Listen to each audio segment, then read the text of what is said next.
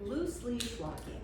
Probably one of the harder things that most people work on with their dogs and puppies for a number of reasons. First and foremost, no puppy or dog comes into our life knowing that they're supposed to walk on this leash at our side, no pulling, never being distracted, shouldn't chase squirrels, shouldn't try to pull you all over the place and sniff. They don't know these things. We become frustrated when we hook a leash onto them, take out marching down the street, and the dog is pulling all over the place. It's really helpful if you can just start by reminding yourself, this is a training exercise. We have to teach our puppy a couple of different things. One, that when the leash goes on, we'd like it to remain loose. None of us want to be pulled or dragged down the street. Second, we have to decide which side would we like our dog to walk on. Are they going to be a left side walker or are they going to be a right side walker? It's very confusing if your dog is walking here one day, here, wrapping around you, walking behind you, and then all of a sudden you decide, well, no, I want you here or I want you here. So it's really important from the very beginning that you decide where your dog is going to walk. Using equipment, meaning leashes, harnesses, collars, head halters, all of these things are really important in the training process, and they're really dependent on your individual dog, meaning every dog benefits from wearing a body harness, especially when they're a puppy. And the main reason is we keep all the pressure off of their throat. Even a little puppy will pull and pull and pull on a flat collar until they're gagging and choking. And if you have a small toy breed dog, we really don't want to be applying that kind of pressure on their airway their entire life. So having a properly fitted body harness can be a really great part of your training. But keep in mind, all of this equipment, from leashes to harnesses to head halters, they don't teach your dog anything. You can go to the pet store and they can sell you the latest, greatest piece of equipment, but that's not going to come home and train your dog not to pull on leash. You're going to train your dog. You're going to teach them what it is you want them to do when you're walking them. I do think the equipment is helpful, but it's just important to know it's not going to train your dog, you are. When you think about using different types of equipment, such as a body harness or a head halter, one, it has to be something that's properly fitted to your dog. There are a lot of harnesses on the market.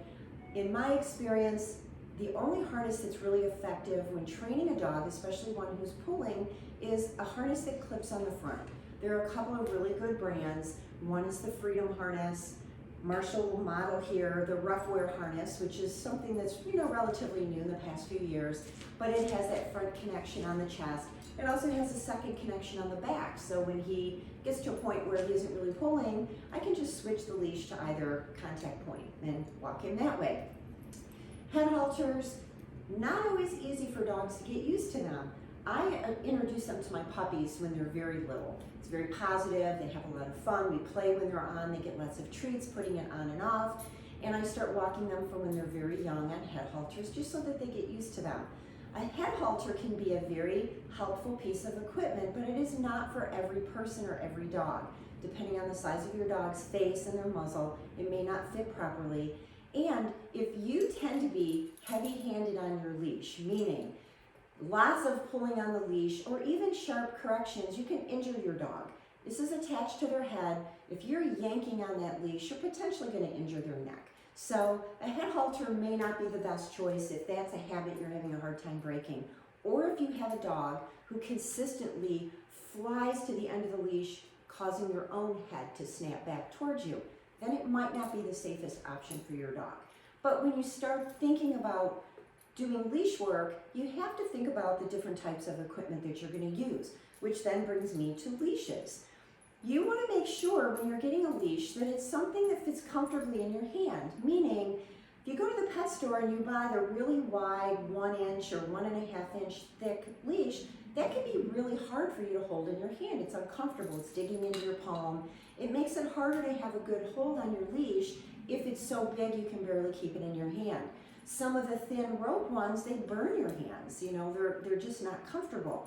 I like leather leashes. You get a good leash and break it in, it's the greatest thing you've ever had and you'll treasure it your entire life once it's broken in and soft.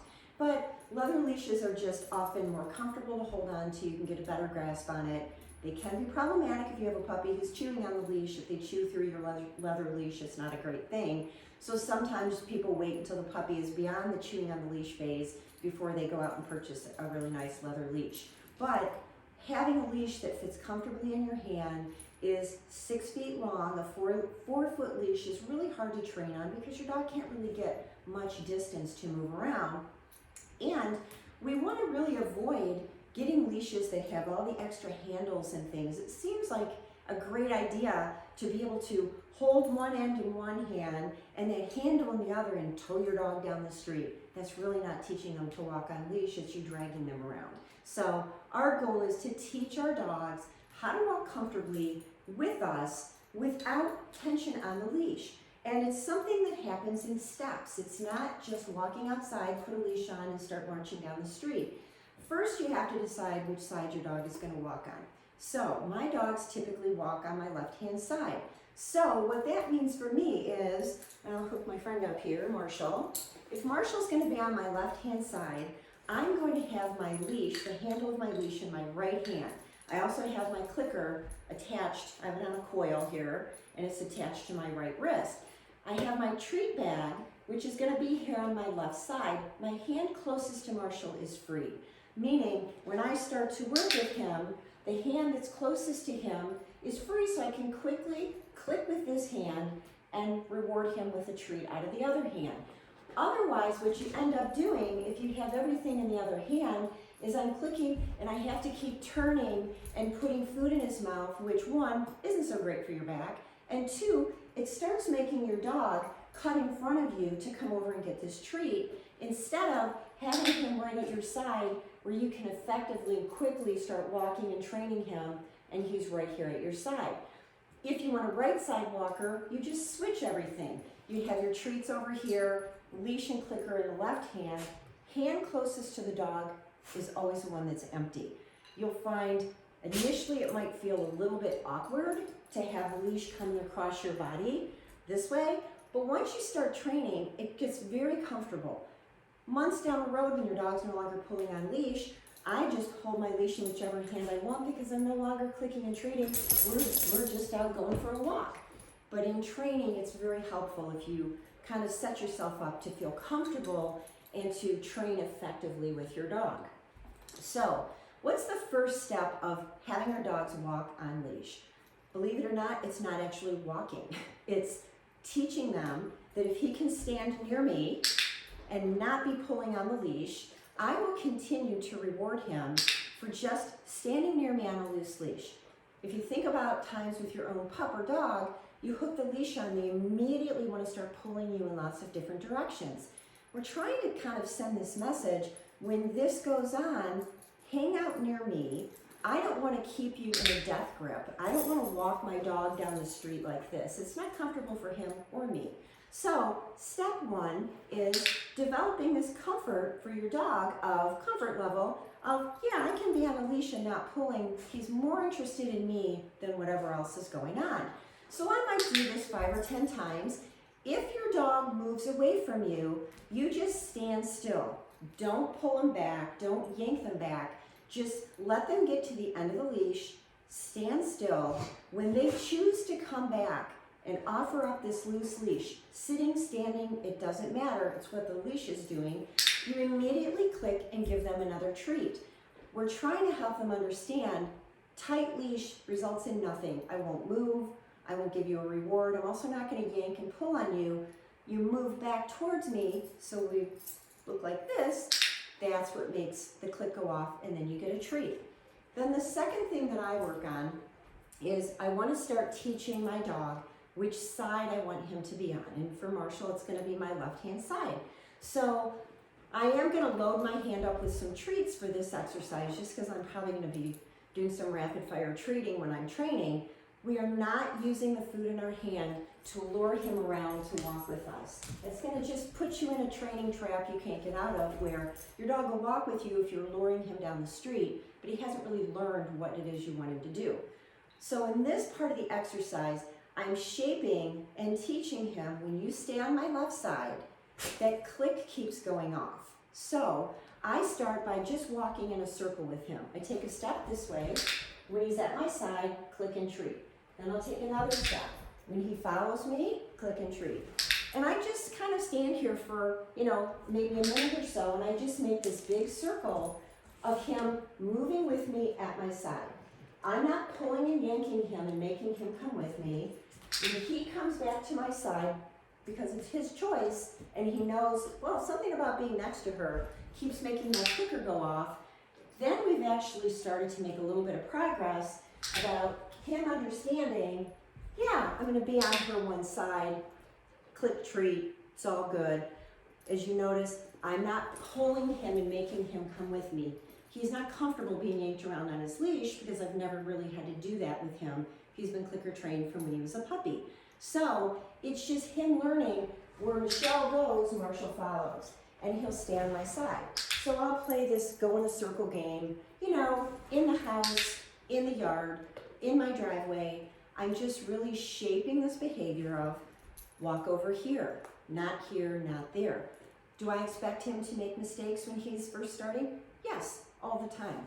He might follow me for a couple steps, then he gets distracted and he pulls the other way. What am I gonna do? I'm gonna just stop until he comes back towards me somewhere near my side, and then I'm gonna click and give him a treat. When I'm teaching my own dogs to walk on leash, I'm not looking for that perfect militant marching at my side with his head, even with my knee. For me, that's not important at all. I just want a dog who is somewhere over here on this side with a nice loose leash, not glued to my side, marching everywhere I go. To me, that's just not important. So the first step again is just capturing that behavior of, do they even know what side they're supposed to be on? Because otherwise you're gonna keep pulling and yanking and trying to drag them back to your side. A lot of times what I have found helpful, especially with my young dogs, is I start training the whole thing off leash. If I can teach him what I would call an off leash heel position, then the leash is just secondary. So you'd kind of be doing the same thing. You have your dog off of their leash. When he comes towards my side, I click and give him a treat. And then I step this way and I click and treat him again. And I'm basically doing the same exercise. I'm just doing it off leash. He's just following me because he knows something about being over here makes the click and the treat go off. You can do this inside, outside. Only do it outside if you're in a safe, confined area. We wouldn't want to turn our dog off leash at this point. But this is the most important part of starting to teach your dog to walk on a leash. If they can't do this, if they can't just turn with you and stay at your side, it's very unlikely that when you start moving forward that they're actually going to walk with you. They're probably going to just pull the other way. So in this particular video, that's the only skill I want you to work on. If you're new to training your dog to walk on leash, you need to focus on this just for a few days, a couple minutes every day. When they're consistently moving with you, then we're going to talk in the next video about how do we actually start walking with them, because the goal, of course, is to get them outside and start walking. So practice this exercise and we'll move on to the next video.